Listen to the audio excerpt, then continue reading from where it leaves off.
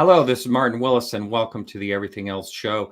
I remember, I think it was about 10 years or so ago, I read the book Hunt for the Skinwalker. Colm Kelleher and George Knapp wrote that, and it was a book I couldn't put down. I was just totally amazed, even if part of it was true. I would think that Skinwalker Ranch has to be the most unique place in the world. And we're here tonight to talk with the owner and also the lead scientist or principal investigator, I should call him. So when the ranch sold, I remember a number of years ago, I remember hearing Bob Bigelow sold the ranch. Oh, who bought it? And that was like everyone that I know was asking the same question. And no one knew for quite a while.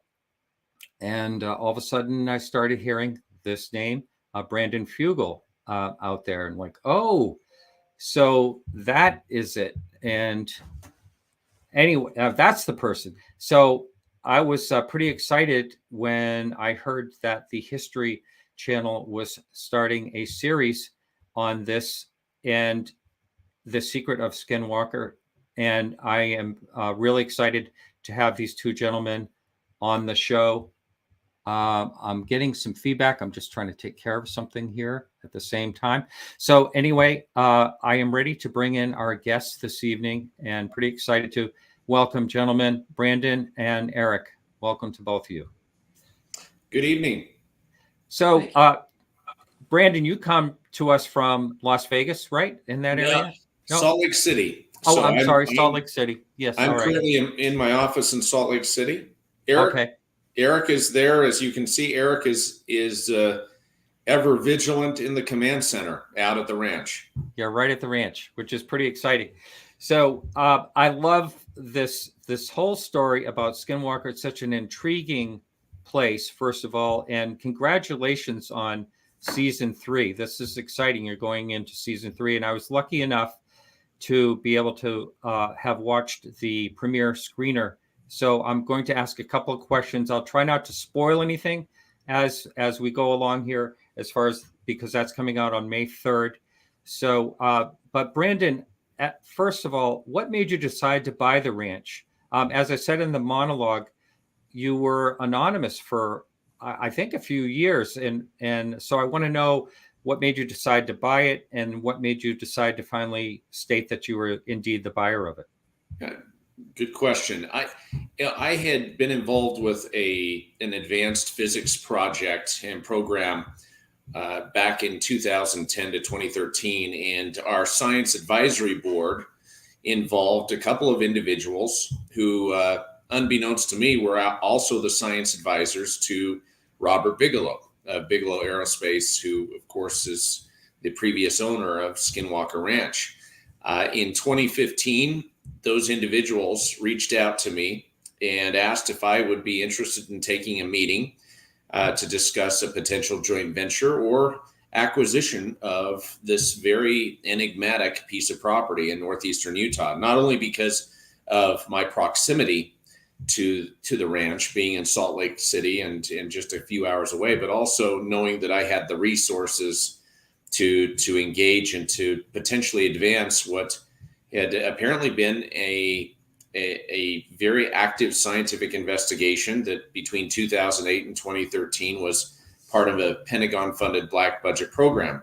I agreed to take the meeting and flew to Las Vegas, met with Mr. Bigelow and advisors, and expressed interest in potentially acquiring the property. I did state that I was a skeptic. I had never seen a UFO, a ghost, or an orb, or anything of the sort, and would be acquiring the property as an open-minded but skeptical individual. And in April of 2016, acquired the property with no intention of ever revealing my identity as the owner. In fact, I thought I'd go the rest of my life without ever revealing that I was the owner of the property, simply because I didn't want it to conflict with or distract from my professional obligations as chairman of the largest commercial real estate firm in the Intermountain West, and also an entrepreneur associated with so many other enterprises and representing various companies and entities. And it wasn't until March of 2010, or excuse me, March of 2020, that I eventually came out and was public with the fact that I was the owner, had owned the property for a number of years, and agreed to enter into a deal with the History Channel to document the reality of our ongoing investigation at Skinwalker Ranch. Erik Bard, who is our principal investigator, has been involved in this effort since 2016 as well, and has quietly and vigilantly acted behind the scenes as really the one that has designed the scientific platforms and devices to document and monitor the phenomenon, the activity on Skinwalker Ranch. So we built a robust multidisciplinary team that is now captured on the History Channel series, which is an unscripted series. There is not one bit of dialogue that is scripted. They're just simply documenting and recording the unraveling, the unfolding investigation that we have ongoing.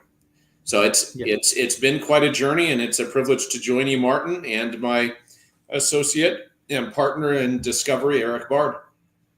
Now, when I was talking with Erik off air before we went live, and I think it's going to be okay that I say this, he says the History Channel's, what we see is only like 1% of what is going on, and what, of course, he's there off and on year round. So it's a very small percentage of what actually is happening, going on there. True. Yeah, most of it ends up on the cutting room floor, or a lot of it. Our investigation is ongoing, whether there are production professionals there to capture it or not. We try best to be collaborative, and we've used this up until this point as a vehicle to engage the public, to allow the public a peek behind the curtain, if you will, relative to the reality of our investigation and the phenomena. And so it's been an interesting journey. We have a website, www.skinwalker-ranch.com, that we've also populated with data and information that will actually allow the public to engage and provide, I think, some insider access, some behind the scenes details in the days ahead. But the History Channel has been an incredible partner, and we're very, very pleased to unveil really season 3 here on May 3rd, that presents 10 episodes documenting a large part of some of the highlights of our activity this last year. Excellent. Erik, do you ever have any trouble sleeping there? All the time. Is it nerve-wracking sometimes? I mean, I've wondered that. I look at what do you call that, Homestead 3 or whatever the other property. I mean, I can't imagine like being out there and as a dare to sleep overnight in a sleeping bag or something like that. I just, I mean, what's it like there? And are you there alone a lot, or is there other people around? Well, we do have the caretakers of the property who are generally here, but there are periods of time when they're absent, and I have sometimes for a week or a few weeks at a time done my work more or less in isolation, with the exception of the obviously there's a security presence. Mm-hmm. So your question was whether it's off-putting or somehow daunting to be here doing this work. Yeah. You spoke of being there on a dare. Well, I wouldn't come here on a dare. I wouldn't spend any time out in the homesteads on a dare, not after the things I've seen. Fortunately, I'm here with a purpose. Yeah. One of the things I think about is, the way to capture things. I know you have, and it's you, Erik, you're really involved in the technical part and the equipment and what to have out there. But is there I had someone on my show last night that he's involved in this thing called sky360.org, which is an open source situation where they have cameras. They're going to try to get up to 150,000 cameras worldwide that are open source for people to see what's going on in the sky, basically. And it has a fisheye lens, like aiming straight up. You get the whole sky. Do you have anything at all like that aiming up? Yes, of course. You do. Those are some of our most useful assets, as you'll see. Again, no spoilers, but you see it. So yeah, and I've been aware of a few efforts of the kind that you just alluded to. Really good ideas, crowdsourcing the search for data coming out of the skies, to try to document the UAP phenomenon and see if there are any correlative measurements, meaning things like magnetic fields, electric fields, anything else that we can measure when we see these things in the field of view of the cameras. And so I've been involved with a few of those. At least had discussions with at the system level. How does that work, and is it a good match to what we're doing here? Well, and go ahead, Martin, Brandon. We've also had some discussion with Dr. Avi Loeb of Harvard and the Galileo project, and have offered to establish a cooperative installation at Skinwalker Ranch to aid that effort. Wow. We're all about collaborating and the truth, and being able to drive not only our investigation forward, but also assist others relative to trying to document and discover the nature of the phenomena. That was one of my questions. I was wondering, since the series started, Brandon, have you been approached by other scientists that are actually interested in doing some work there? Have you been approached like that? Numerous. We've had numerous requests, invitations to cooperate. And I think it's important to note, and you see this manifest on the docuseries, we have had some incredible professionals come on site and collaborate with the team. Numerous third-party experts. I would dare say the leading FLIR and drone photogrammetry expert in the country, as well as other research scientists and experts engage with the team as part of this investigation. We had a professor from the University of Alabama who is skilled at weather balloon experiments, and that was a key part of some of our investigation in the past, and something that we'll be revisiting, as well as instrumented rocketry and other approaches to better understand the nature of what we're dealing with on Skinwalker Ranch. Now, I guess this would be more or less a question for you, Erik. I'm not really sure, but and it's just your opinion. Is it possible that the ridge there might have something geologically to do with some of the things that are being witnessed there? Martin, you're starting in exactly the same place I did.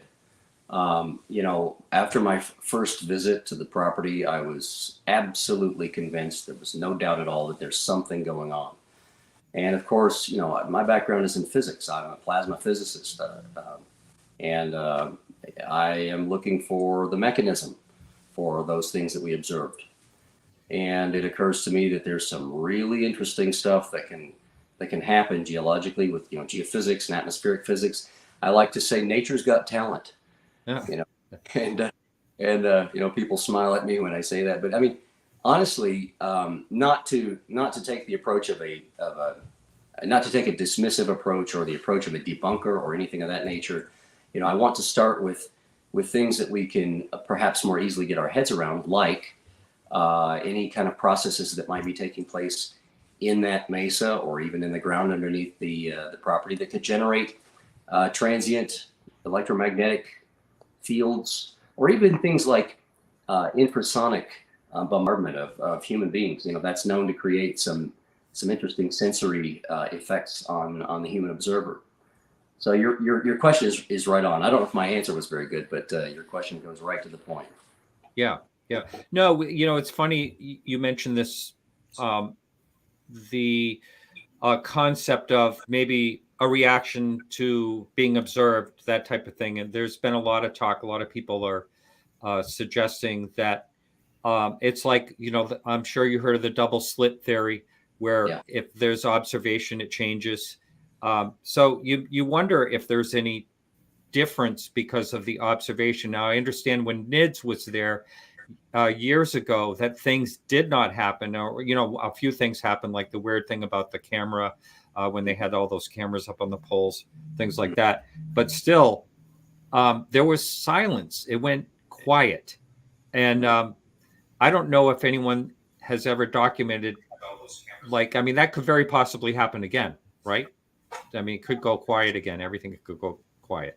I think the answer is certainly yes. We don't have the buttons to push or the levers to pull to coerce the phenomenology into manifesting in any given circumstance. We've been fortunate, as you see in the documentary series, that we've seen some things that are correlative with our work. Brandon and I will often recite a mantra to each other: correlation is not causation. And Indeed. It's something that we've said to one another since 2016, trying to maintain our grounding in the interpretation of the unusual things that happen here. But going back to your original question, Martin, it's always possible that everything could go quiet. I think coming into this, we took the approach of wanting to be minimally invasive, if you will, to change the crime scene as little as possible or none at all. And so when we brought our observational tools, things like camera assets, we didn't really want to have a large electromagnetic footprint or scar up the earth or anything of that nature. And so we've been very light-handed. I think what you see during the series is a bit more aggressive and a bit more proactive. But I have to tell you, I'm getting interesting, I'll call them events, under both circumstances, both when there isn't much in the way of a human or technological presence on the ranch, as well as during our filming. Interesting. Do you think that along those lines, that animals there make any difference, like cattle or domestic animals make any type of difference there? I'm interested in what you mean by make a difference. Do you think there's more activity when there's cattle there? I know that the Shermans had issues with their two dogs, which was terrible. And I don't know if any dogs have been out there since. Sure. Yep. Go ahead, Eric. Okay, I will. We have this wonderful black lab, William, who I think this will go to your point. This animal has been on the ranch at least since my first visit, when he introduced himself to me. And I have to tell you, sometimes it's pretty clear that the dog is sensing things in the environment, and you'll see a very abrupt change in his demeanor, in his behavior. He's generally a very gentle-natured dog, but there have been a few times when he's become aggressive, at least very, very loud, and I wouldn't say violent, but certainly I don't want to cross paths with him when he's acting like this. And it seems to be in response to something in the environment. I realize that's kind of the complementary answer to your question. Your question was whether things like cattle actually stimulate the phenomenology. And I've just said, well, we have a dog, for example, that seems to respond to the phenomenology. That's interesting, though. I think it's probably fair to note that we've had incidents with animals on the property with livestock that have proven disturbing and mysterious. I mean, you saw in season 2, we brought out actually the Utah State veterinarian. The veterinarian for the state of Utah was brought out from the Department of Agriculture to inspect the site, inspect the remains of this one particular animal, this calf, and he was very disturbed. Captured on camera. with his statements, and he proceeded to have tests run on the animal to see, what would explain the bizarre lack of predator activity. And they came up with zero. They came up with no answer, which is in and of itself an answer. And we continue to see some of this manifest as part of the puzzle that we are trying to put together out on the ranch. If I remember right, that calf was in perfect order just hours before it was found. Is that right? Correct. Yeah. So that is quite the mystery. A couple of times during the show, I might pop up some chat questions. And so those of you that want to ask questions, please put them in caps. And I'm not sure if I'm going to be able to do too much of that, but here's one here. Has anyone tried communicating with them, quote them, and how would you go about doing that if you did try to communicate? I guess there's other questions that need to be asked before that one. That's a good question. Erik, I'll let you take it. I mean, you actually have had a firsthand experience with communication out there. Yes. So I think we should lay the foundation for the answer. Otherwise, it's going to make very little sense. Martin, you mentioned that you had read the text that was written about the ranch by George Knapp and Colin Kelleher. In that text, you see some speculation on the parts of some who've been involved with the research that they were dealing with what they termed a sentient, precognitive, non-human intelligence. It's kind of a mouthful, but basically what it means is there's some kind of intelligence here that may even know what you're going to do before you do it. Look, this wasn't my thesis. It was brought to us by those who spent more time than I so far have on this property. And your question, or the question that came in through the chat, was, has anyone tried communicating? Well, in fact, yes. And those efforts predate our presence here. Under our watch, that has been less of the emphasis. But it appears that several relatively simplistic measures were taken to elicit a response and to establish some kind of line of communication with the phenomenon on the parts of those who were here during the Nids and Bass era. Mm-hmm. Well, let me ask you this, and either one of you or both of you can answer this question. Do you think we have an intelligence involved here, or could part of it have some type of intelligence? Well, it's really, really tough to make that case, to defend it.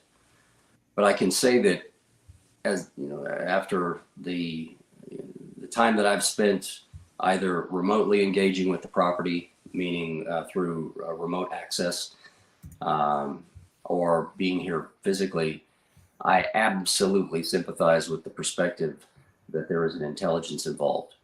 There are some very correlative, very suggestive correlative events that have taken place, and it's extremely tempting to interpret them as being set into motion by some other, or the them that was referred to in the question. Mm-hmm.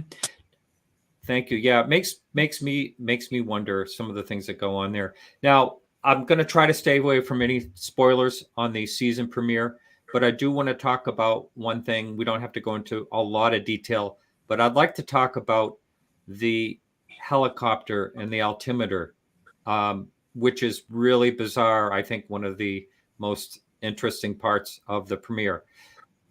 Because this is a very high-end helicopter with state-of-the-art equipment. And I believe it's your brother, isn't it, Brandon? That's the pilot? So my brother is our full-time pilot, runs Aerodynamic, which is our aviation company, and is arguably one of the most skilled pilots in the country. And we have a relatively new Airbus H-130 helicopter that is equipped with the latest, avionics, instrumentation, and even military grade night vision. But the radar altimeter that is on the helicopter when the men were conducting experiment above the triangle and over the property registered some very disturbing readings. In fact, it's known, it's a fact. We documented that something was tracking with the helicopter 40, 50 feet below the helicopter, even when he was taking evasive action to try to get away from the area and try to either shake whatever was tracking with them or jostle the instrumentation, but to no avail. It was only after an extended period of time and it becoming even more troubling and a safety concern that he called off and brought up short the flight, and within seconds the radar altimeter showed that nothing was following, and whatever was there ended up disappearing and was ceasing its activity there with the helicopter. But it was baffling, and I think we bring to bear in this opening episode of the season some additional data and evidence that helps us understand the gravity of what we're dealing with and how real the phenomena is. This wasn't just an equipment malfunction. This was something very real. There was a very physical interaction taking place. And something not, oh, pardon me, go ahead. Yeah, Erik was on board. I believe, Erik, you and was it Dr. Taylor were on board as well? Yes. And obviously this was not something in the visible spectrum. No. Well, you couldn't see anything. No. Yeah, not at the time. We've reviewed surveillance footage and we've seen some interesting things which we'll touch on in short order. But yeah, it's a continued concern. And so, Erik, what was that like? Well, I don't know if I was more curious or frankly more frightened by the events. Look, what happened is absolutely not what we were expecting. We came up with a flight plan of some concentric circles at various altitudes, and the intent was simply to take some measurements with our spectrum analyzer, Geiger counters, the things you see us using routinely, and see if there was any region of interest, any concentration of unusual measurements or signals. And not unlike so much of what we do here, it turns out that the intended experiment yielded very little in the way of data. For example, I had the spectrum analyzer running in the back of the helicopter, and I didn't really see anything. But again, we're looking for an RF needle in an RF haystack, right? I don't know that I was looking in the right region of the spectrum for what could have been present there in that space above the ranch. Now, there are two. I think anyone listening to this will beat me to this. There are two possible, equally plausible interpretations here. One is that we're looking at an actual return signal, that there was something 39, 40 feet below the helicopter tracking us. The other is that there's some sort of electromagnetic assault on the equipment itself, effectively spoofing that measurement. Either one of those is troubling. Either one of those is interesting. And either one of those is germane to what we're doing out here. And there seems to be, of the electromagnetic thing seems to come up quite a bit when it comes to that place. Yeah, particularly the magnetic. I don't know that I've made the case very effectively, at least in our public-facing work, but I have a very strong basis for the interpretation that there is a magnetic, what I call a magnetic fingerprint to the phenomenology. I'm not saying that anything magnetic is the root cause of it. I'm just saying that not unlike the wake of a ship or some secondary effect, there unusual events on the property do seem to be attended by magnetic transients. Here's a question. Actually, I was going to ask a very similar question, so I thought I'd put it up there. How far from the ranch's property does the phenomenon bleed out? And, mine was, I'm sure, these type of things have no boundaries like property lines. So, right. What are you able to find out about how far out and around the area Well, it's interesting. We have the benefit of a historical record that preceded us. A gentleman who passed away, unfortunately, recently. His name is Joseph Jr. Hicks, who is a local science teacher and very respected. Armchair historian, had been documenting since 1952 UFO activity and other strange events in the Uinta Basin within close proximity of the subject property. And we're talking a treasure trove of files and documentation going back to 1952 under his watch, that reported phenomena that, of course, was beyond the boundaries of Skinwalker Ranch, even though he attested to the fact that he believed there later in life that there was a high frequency, for whatever reason, of activity that seemed to be centered on the property. It is a reality that people in the Uinta Basin, especially those who've been there for an extended period of time, have experienced and witnessed strange phenomena, and it isn't necessarily confined to this property. Yeah, and what about the local Native Americans? There's lore of, of course, that's where the Skinwalker, the name or the term comes from. So, what do you know about them?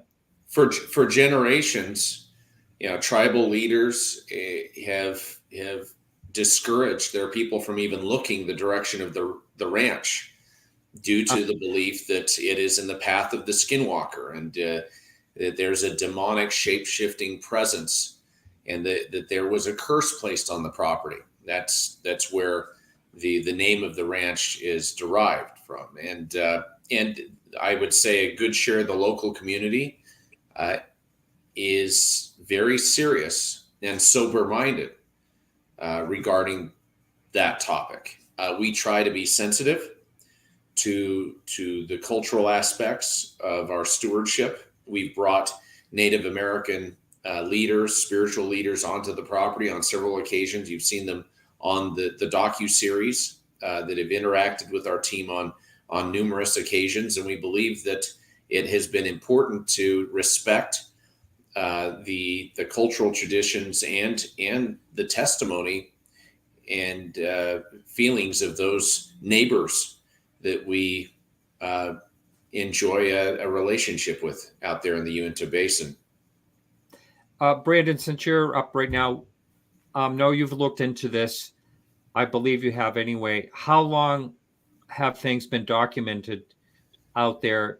How far back have things been happening there that is documented? Relative to the ranch, the actual property, the 512 acres that we have secure, we have documented reports going back to about 1930, so nearly 100 years of activity. Interestingly, we brought former law enforcement on the property that have provided testimony regarding events that occurred. I mean, one individual had responded to a number of very disturbing events and activity that occurred during the 1980s, long before the Shermans acquired the property. This was under the Myers family ownership that spanned decades. But the testimony of law enforcement, former family of former homesteaders that inhabited the property, all combined to create a historical record that it's both very intriguing and disturbing relative to the events that now we are documenting. So, Brandon, in the future, let's say, congratulations on season 3. And, a lot of them never make it these type of shows never make it past, the first season, never mind the second and the third. So congratulations on that. But let's say down the road, say 10 years from now, do you have plans for the ranch after this whole thing is over? What is your thoughts at this point? Well, the investigation doesn't exist because of the docu-series on television. The docu-series is merely a vehicle that we have agreed to engage in order to inform the general public and to allow them a peek behind the curtain, if you will. This is an ongoing scientific investigation. It spanned years under our stewardship before there was any docuseries or production cameras, and it'll continue, I suspect, long after. We're serious about this effort, and we believe that this is a very significant scientific endeavor. Did Kenneth and Edith Myers ever talk about things going on there? They did to law enforcement. According to law enforcement and other witnesses, they not only made calls and actually brought people out to document and assist them, but it was something that they experienced. I mean, unfortunately, they passed on decades ago, and so all we have is the testimony of those who interacted with them and were witness to the events that occurred on the ranch and continued to persist after property was transferred to the Shermans and ultimately to the Bigelow era ownership. So when Terry and Gwen Sherman, when they were there in the very beginning, weren't they there with the Myers? Didn't they live with the Myers? No. Oh, so no. They acquired the property through heirs, through essentially the trustee of the estate of the Myers, the former owners. They had passed, and in 1994, they had acquired the property from the heirs and ultimately sold it, by 96 to Mr. Bigelow. Mr. Sherman stayed on for a period of time and with Mr. Bigelow as part of that transition, but ultimately moved off the property. And I don't want to speak on their behalf. I want to respect their privacy, but they have not wanted to have anything to do with the property or any discussion about it. I think they attribute a lot of negative things and activity in their lives to their experience on the ranch. And so I want to be respectful of that. Yeah, I sure understand that, especially after reading that book. But who was the one who initially said, "Do not dig here"? The do not dig lore. Well, it goes back. I mean, it seemed to be at first a little bit apocryphal, to be honest. I haven't seen anything in the deeds, the transfer deeds that I analyzed relative to the property. But I think it's important to note that we have soils tests that have been conducted. We've had a lot of other tests even recently in the last couple of years as part of the docuseries effort that has been brought forward. Analyzing the geology of the property, and what we're experiencing. You can't go to a spot and find radioactive material on this property or any contamination. It just simply doesn't exist. That being said, we are recording and dealing with some extreme electromagnetic disturbance, radioactive energy that is transient in nature on the property. And this is the realm of Erik Bard, so I'll shut up and pass the baton to my principal investigator. All right, Erik, you're on. So, to the question of, if we go back to the question of digging, we've had a lot of really lively discussion and speculation about why that might have been embedded in the narrative. What could be the reason for it? And of course, it's fun to speculate. Concerning whether digging poses any particular health hazard, like what Brandon was referring to, any radioactive, exposure to radioactive things that might be kicked up in the process of digging. We've had a pretty thorough survey of the property for that type of thing, and yes, we've done some drilling, I guess, digging, and here's the interesting part. I don't want to spoil anything, so I have to figure out how to. Sorry to interject, but it's very evident if you look at the 18 episodes that we presented to the public and what we have revealed so far, that disturbing events, strange activity, appears to attend to correlate with disturbing the earth on the property. That's a fact. That isn't something that is sensationalized or concocted. Nothing is scripted. As much as people cry foul or they think that that this is a scripted exercise or Hollywood effort, it isn't. It isn't. And we have so many third-party experts that can stand witness and do actually publicly state, what they experience on the ranch as part of this investigation. But it's a fact that for whatever reason, disturbing the earth or conducting various active experiments at times seems to not only stimulate phenomena, but also we've had some very negative things happen that have seemed to correspond with some of that activity. And I think that's a key part of our investigation, and one reason why everyone who comes on this property has to sign a liability waiver. There is danger here. And it's not only danger relative to conducting experiments or activity on the property, but also that people attest to the fact that they've been followed. There's something called the hitchhiker. Yeah, I was going to ask you that. Hitchhiker phenomena. Yeah. People claim that disturbing events follow them, that disturbing phenomena follows them home, terrorizes their families. I mean, we have former military operatives and officials, battle-hardened veterans who have served on this property, even Mr. Bigelow himself, that absolutely refuse to ever set foot on this property ever again. Wow. And it's not stated lightly. I mean, sometimes it's in violent opposition to any physical engagement with the property because of very disturbing negative things following them. Are you ever concerned about that yourself, either one of you? Of course. Yeah. I assume you're referring to the so-called hitchhiker effect. Exactly. Yeah. I mean, I was thinking about trying to make a visit out there if possible. Yeah. I don't know if I want to. Well, I remember speaking with you about that before we began here. Yeah. My question to you was and is, why would you want to do that? I don't know. Why would Brandon want to buy the place? Why would you decide to do that? It's interesting. It's interesting. Okay. Yeah. So human curiosity, it's the next frontier. Yeah. I mean, people from the beginning of time have always,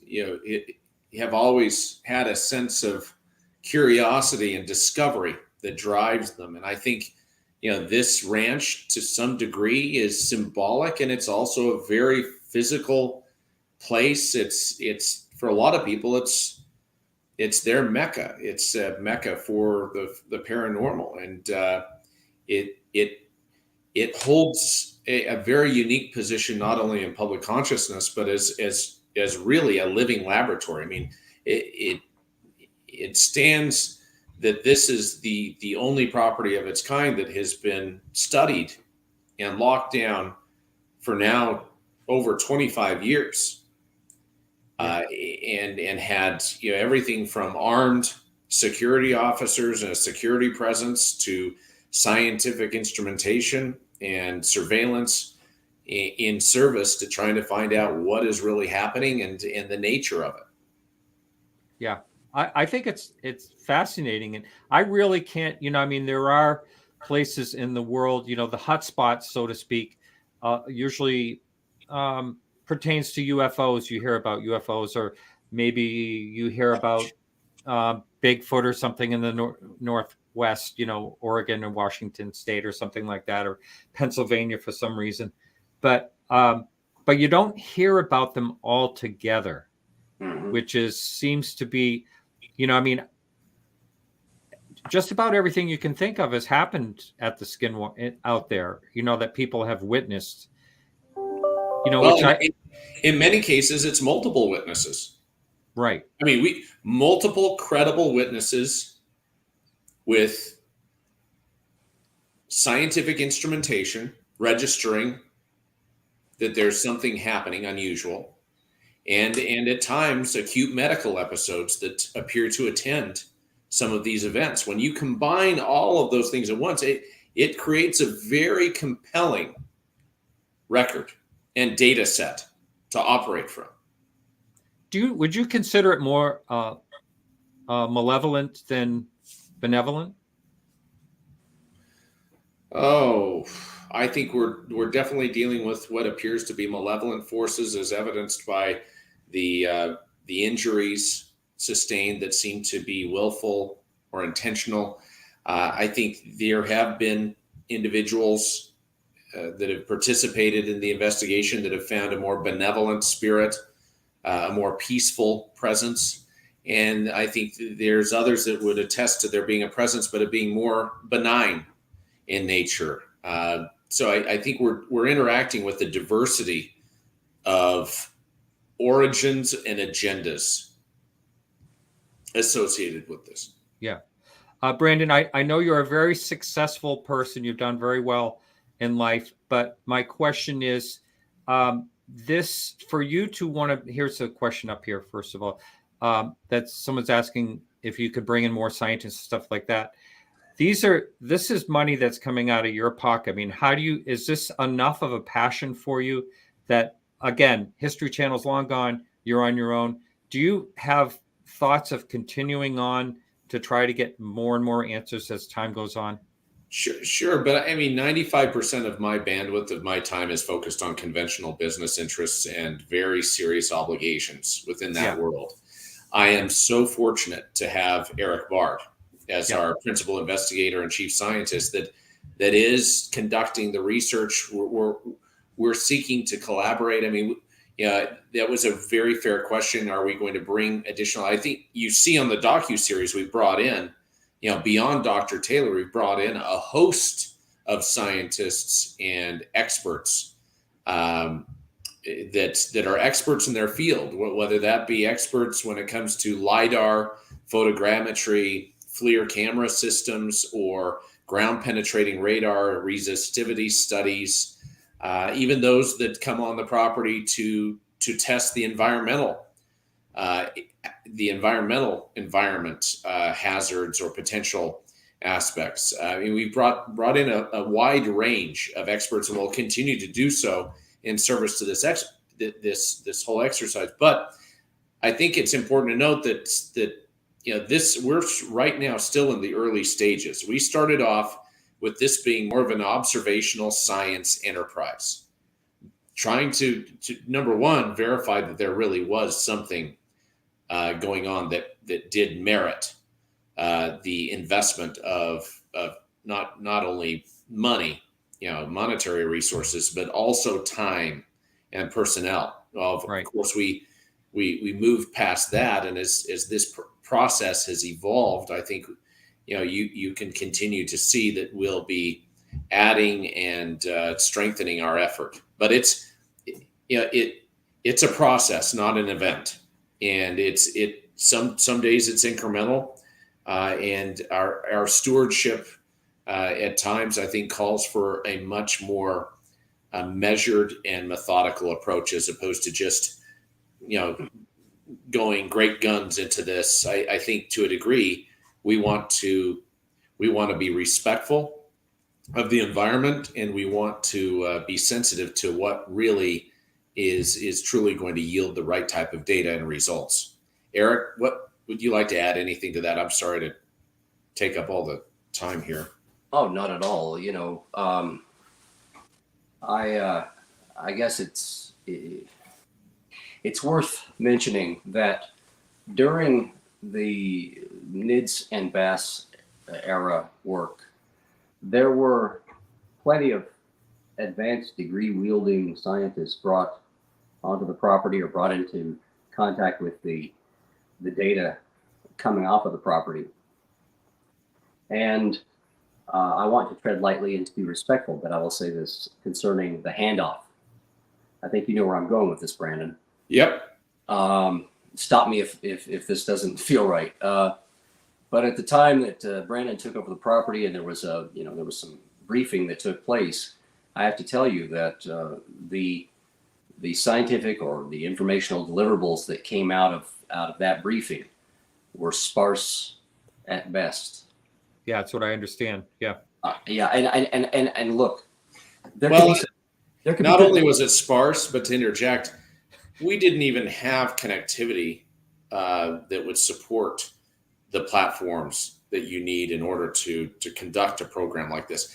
We had to run power. I mean, just the infrastructure requirements alone in order to establish the appropriate scientific platforms and capabilities on the property. I think people have no idea, and they underestimate what it has required as far as financial investment and also time and attention in order to lay a proper foundation, because we inherited merely a narrative. We didn't really inherit a foundation or a robust technology platform or a system or even data.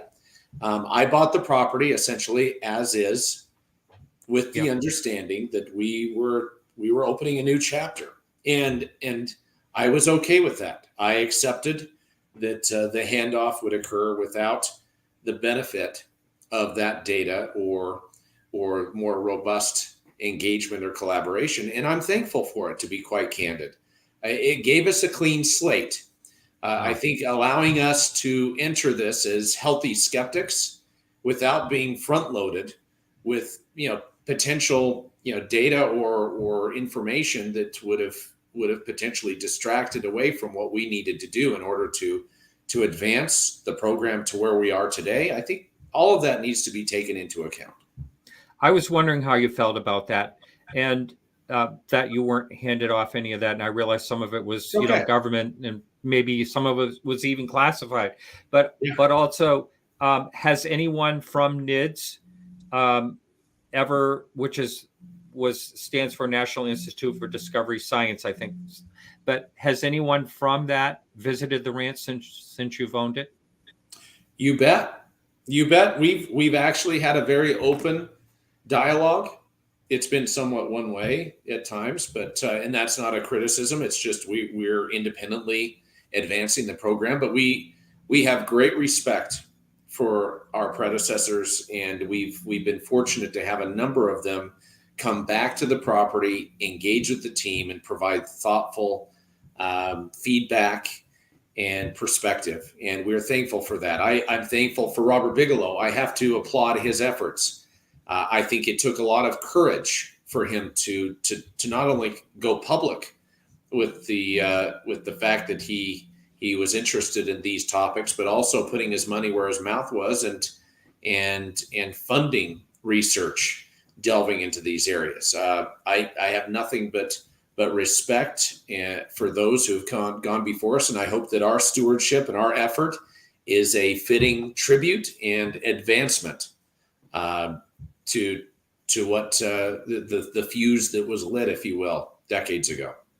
I like when you use the word stewardship, because that's all we really do in life. Is we may own a property, but it's just a little segment of time, and time moves forward. And we are taking care of these things as it moves through time. Well, and Martin, we're not in control. Let's just be candid. I mean, whatever we are dealing with is 1, 2, 3 steps ahead of us. Right. If we happen to get even the tiniest bit full of ourselves and think that we are in any way control of our environment, and fail to recognize the magnitude of what we're dealing with, the advanced physics that is obviously at play, I think we seem to be quickly reminded and humbled. Right. I'm going to try to pop up a couple of questions here. We only have... Bring it on.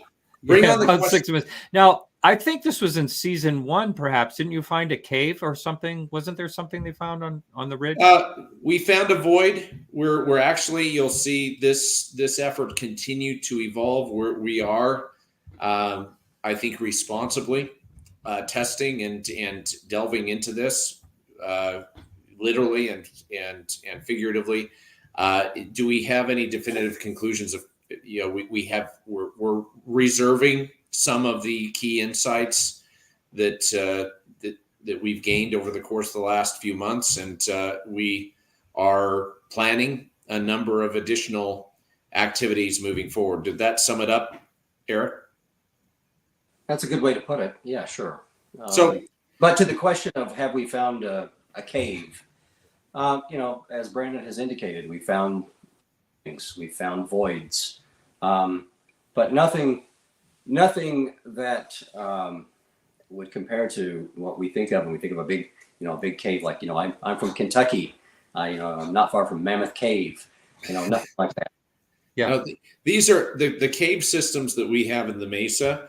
While you can climb into them and they're very real, are dangerous and in some cases shallow or very narrow. And so we're having to use instrumentation and great care in exploring and really analyzing what we're dealing with. So that's to be continued, and we look forward to revealing some key insights in the weeks ahead.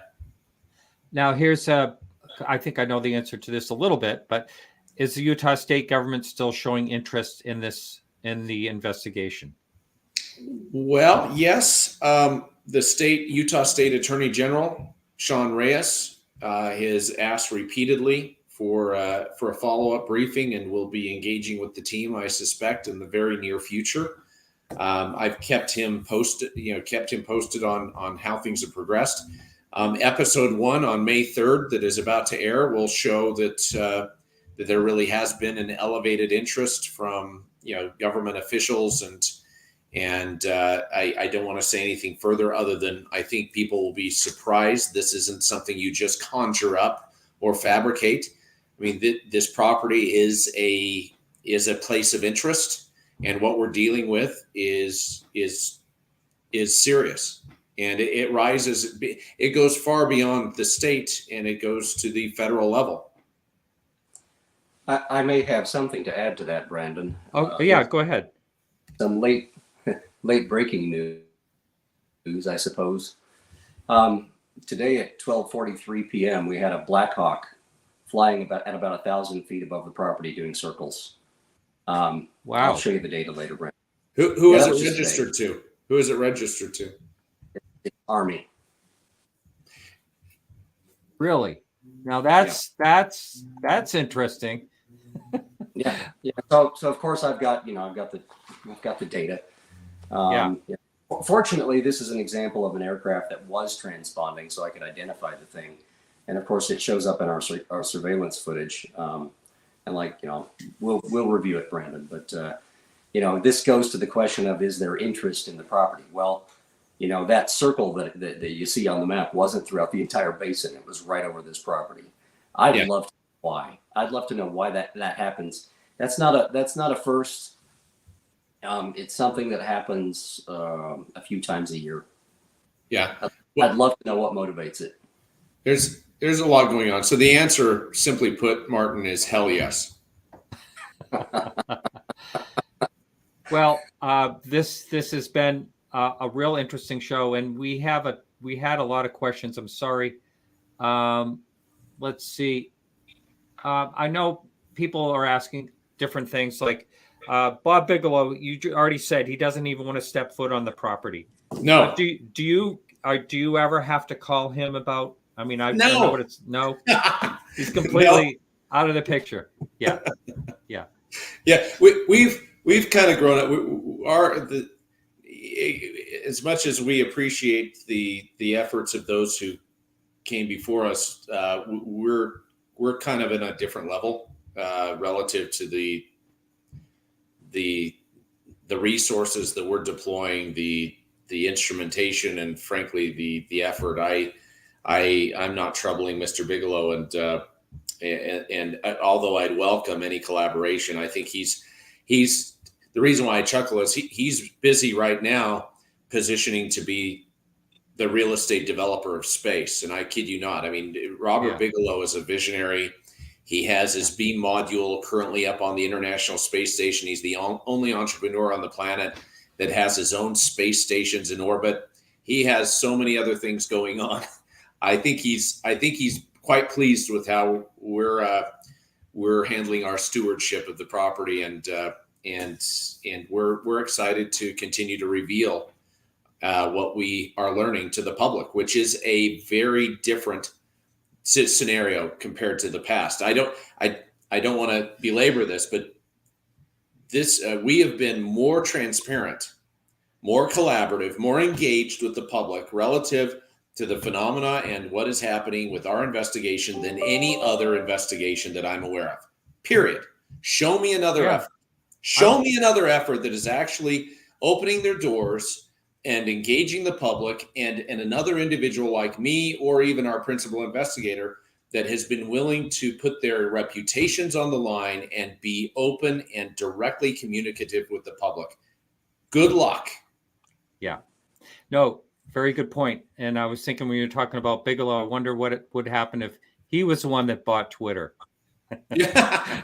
Instead, I think Mr. Bigelow could care less what the public thinks. And that's exactly. Over the decades, he pretty much exactly as much. Yeah, he pretty much, and this isn't a criticism, it's just a statement of fact. He could care less what people wanted. Everyone would cry for more information and data, and he pretty much met that with silence. And I think we're demonstrating the opposite. And again, that's not an indictment of Mr. Bigelow. I think he had his reasons, and I respect them, and I respect him immensely. But we are trying to advance this in a different direction, and I hope that people are gaining something from it. Yes. Well, it's very enjoyable, and it's been a real enjoyable night. History's the Secret of Skinwalker Ranch returns for season 3, Tuesday, May 3rd at 10 p.m. ET, and before moving to its regular time slot of 9 p.m.